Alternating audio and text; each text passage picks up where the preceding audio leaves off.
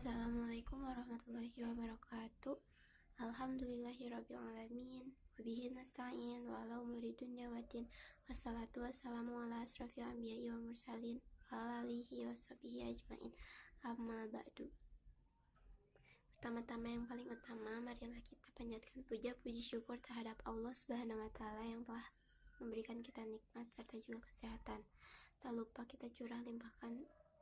lupa salawat serta salam kita curah limpahkan kepada bimbingan Nabi kita kepada Nabi Muhammad SAW. Yang terhormat kepada Bapak dosen mata kuliah agama dan teman-teman sekalian. Di sini saya Gita Indahlana sebagai moderator akan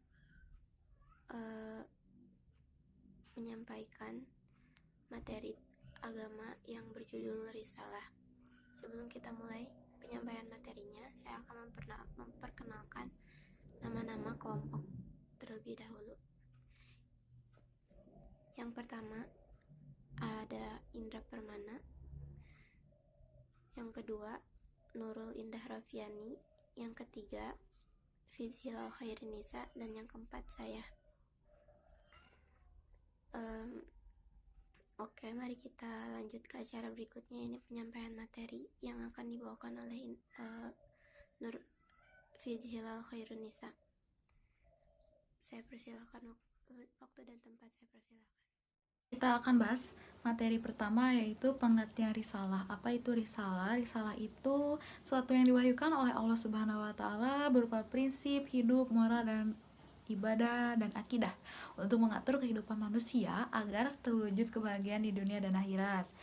Nah, kalau secara harfiah, risalah berarti dari bahasa Arab yang artinya pesan atau message. Pembawa risalah disebut rasul, utusan, atau pembawa risalah. Dalam agama Islam, istilah risalah itu dimaknai sebagai kerasulan, yaitu pembawa pesan dari Allah atau wahyu. Jadi risalah Islam adalah pesan-pesan Allah yang terangkum dalam ajaran agama Islam sebagai panduan jalan bagi umat. Allah berfirman dalam surat Al-Maidah ayat 67, A'udzubillahi minasyaitonirrajim. Bismillahirrahmanirrahim. Ya ayyuhar rasulu balik ma unzila ilaika mir rabbik wa illam taf'al fama balagta risalah wallahu ya'simuka minan nas innallaha la yahdil qaumal kafirin. Yang artinya, wahai Rasul, sampaikanlah apa yang diturunkan Tuhanmu kepadamu. Jika tidak engkau lakukan atau apa yang diperintahkan itu, berarti engkau tidak menyampaikan amanahnya, dan Allah memelihara engkau dari gangguan manusia. Sesungguh Allah tidak memberi petunjuk kepada orang. Selanjutnya ada ciri-ciri risalah. Yang pertama, risalah itu terkandung di dalam wahyu Allah Subhanahu wa taala yang disampaikan oleh Rasul. Ini ada di Quran surat An-Nahl ayat 36. Yang kedua, antara satu risalah Allah dengan risalahnya yang lain terdapat kesatuan inti ajaran, yakni menuntun manusia kepada kesempurnaan dan derajat yang tinggi. Lalu yang ketiga, ajaran yang terdapat di dalam risalah merupakan kebenaran yang sejati, yang tidak dicampuri oleh suatu kebatilan sekalipun hanya sedikit. Dan yang terakhir, keempat, kandungan risalah senantiasa sesuai dengan fitrah manusia.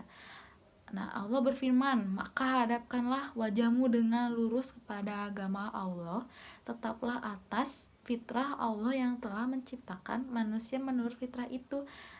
Quran surat Ar-Rum ayat 30. Sekarang saya akan menjelaskan tentang pengertian Nabi dan Rasul. Secara umum, pengertian Nabi itu adalah seorang laki-laki yang mendapat wahyu dari Allah untuk dirinya sendiri dan tidak wajib untuk menyampaikan wahyu tersebut kepada umatnya. Sedangkan kalau Rasul itu adalah seorang laki-laki yang mendapat wahyu dari Allah untuk dirinya sendiri serta wajib untuk menyampaikan wahyu tersebut kepada umatnya gitu. Jadi teman-teman harus diingat perbedaan Nabi dan Rasul itu. Kalau Nabi ketika dia mendapat wahyu dari Allah, Nabi itu tidak wajib untuk menyampaikannya kepada umatnya. Sedangkan kalau Rasul ketika mendapat wahyu dari Allah, dia wajib untuk menyampaikannya kepada umatnya. Nah, kalau yang tadi kita udah tahu perbedaan Nabi dan Rasul, sekarang persamaan sifat dari Nabi dan Rasul. Yang pertama ada sidik atau benar, artinya segala apa yang diucapkan dan dilakukan oleh para Nabi dan Rasul adalah hal yang benar. Kedua, amanah atau dapat dipercaya, artinya untuk mengemban suatu perintah dakwah, Nabi dan Rasul merupakan orang-orang yang dapat dipercaya. Makanya Allah itu menyampaikan wahyu atau risalahnya itu kepada Nabi dan Rasul. Nah, ketiga, fatona atau cerdas. Nabi dan Rasul adalah orang-orang yang cerdas, pintar, lagi pandai dalam banyak hal. Keempat, tablik atau menyampaikan, artinya Nabi dan Rasul mengemban suatu perintah dakwah, yaitu untuk menyampaikan risalah yang diembannya kepada umatnya. Nah, yang selanjutnya yaitu bukti kebenaran risalah. Yang pertama yaitu bukti yang didukung oleh mukjizat, yakni peristiwa yang luar biasa yang melanggar hukum-hukum alam yang biasa berlaku. Hal ini terlihat pada beberapa rasul yang diperlihatkan Allah mukjizatnya untuk mendukung kebenaran risalah yang dibawanya. Misalnya Nabi Ibrahim alaihissalam yang tidak hangus dibakar oleh kaumnya, atau Nabi Isa alaihissalam yang dapat menghidupkan orang yang telah meninggal. Kemudian yang kedua yaitu adanya berita yang telah diketahui oleh umat sebelumnya bahwa akan datang risalah yang baru dari Allah.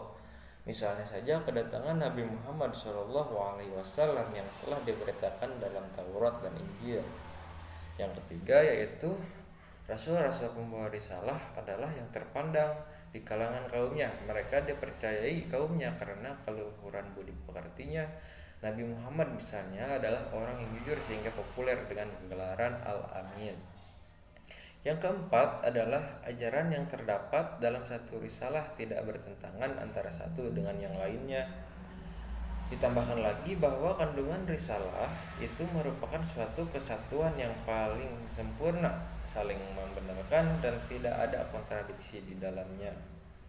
Adanya sokongan ta'yid yang kelima ya, dan bantuan nasroh dari Allah Subhanahu wa taala kepada para rasul yang membawa risalahnya meskipun mereka tidak terlepas dari ujiannya. Nah, kemudian ada kewajiban manusia terhadap risalah. Yang pertama yaitu beriman dan menaatinya, atau dalam kata lain al-imanu bihi, dengan keimanan yang tidak disisipi oleh keraguan sedikit pun. Dua, meyakini dan membenarkan ajarannya. Yang ketiga, mengagungkannya atau ta'limuhu, artinya memuliakan dan mendahulukan sabda beliau sallallahu alaihi wasallam atas segala ucapan makhluk serta mengagungkan sunnah-sunnahnya. Yang keempat yaitu membela dan nabi dan rasul atau ad-difa'u anhu, adalah membela risalah beserta sunnah-sunnahnya dari gangguan orang-orang kafir dan jahil atau bodoh. Yang kelima yaitu mencintainya, mencintai orang-orang yang mencintainya, atau mahabbatu man ahabbahu. Yang keenam adalah menghidupkan sunnahnya. Kemudian yang ketujuh memperbanyak bersolawat kepadanya. Dan kedelapan mengikuti manhajnya. Dan sedangkan yang terakhir yaitu yang kesembilan yaitu mewarisi risalahnya. Kami dari kelompok 3 mengucapkan terima kasih banyak telah memberikan kami kesempatan untuk menyampaikan materi tersebut. Sebelumnya mohon maaf bila ada penyampaian yang kurang jelas atau ada kata-kata yang salah. Dan untuk sekali lagi terima kasih. Kami akhiri di sini. Wabillahi taufiq wa hidayah. Wassalamualaikum warahmatullahi wabarakatuh.